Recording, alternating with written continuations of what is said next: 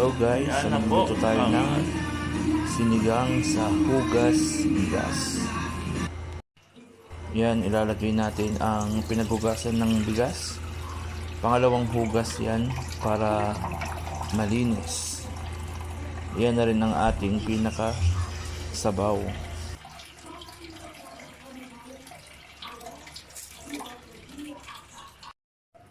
Ilagay na rin natin ang luya, kamatis, tsaka sibuyas.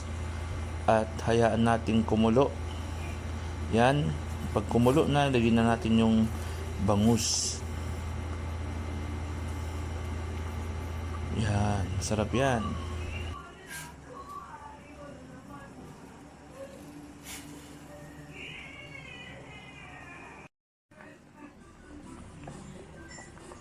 Pag kumulo na, lagyan natin ng asin, pampalasa.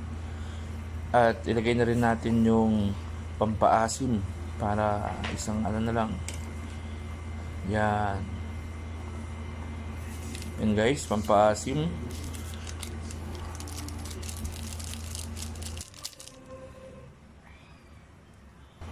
Yan guys, so halo-haloin natin.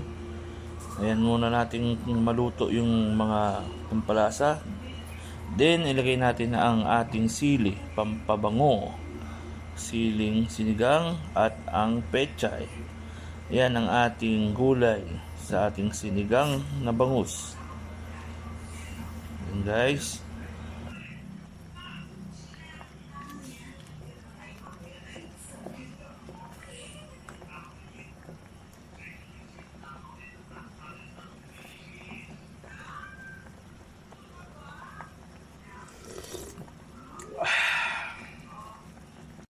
At ito na ang ating sinigang na bangus sa hugas bigas.